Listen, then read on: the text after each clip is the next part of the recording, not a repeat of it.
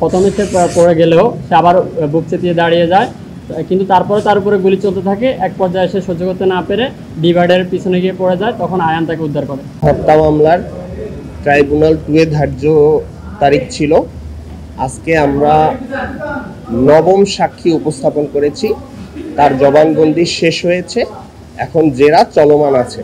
তো সাক্ষী আপনাদের সামনে উপস্থিত, সে কিছু কথা বলবে। আজকে আমি ট্রাইব্যুনালে উপস্থিত হয়ে আমি আমার সাক্ষ্য প্রদান করি। আমি আমার জবানবন্দিতে আমার ভাই সহযোদ্ধা আবু সাঈদের যে 16 তারিখের ঘটনায় যে নৃশংসভাবে তাকে হত্যা করেছে, আমি সেই ঘটনাগুলো বর্ণনা করি। এই ঘটনার সাথে যারা জড়িত ছিল, সাবেক ফ্যাসিস্ট হাসিনা সরকার এবং তাদের যারা মন্ত্রীরা ছিল, তাদের নাম উল্লেখ করেছি। এবং বিশ্ববিদ্যালয় প্রশাসন, বিশ্ববিদ্যালয়ের শিক্ষক মশিউর রহমান, আসাদ মণ্ডল সহ বিশ্ববিদ্যালয়ে যারা আওয়ামী মতাদর্শী যারা কর্মকর্তা কর্মচারী ছিল, যারা এই হত্যার সাথে জড়িত ছিল, পুলিশ বাহিনীর যারা ঊর্ধ্বতন কর্মকর্তা, ডিসি মনিরুজ্জামান। এক্সট্রিম মশার কয়েল প্ল্যান্ট ফাইবার দিয়ে তৈরি, তাই সহজে ভাঙে না, সুগন্ধিযুক্ত ও নিরবিচ্ছিন্নভাবে জ্বলে। ডেঙ্গু, চিকুনগুনিয়া বাহি সহ যে কোনো মশার বিরুদ্ধে দেয় এক্সট্রিম সুরক্ষা।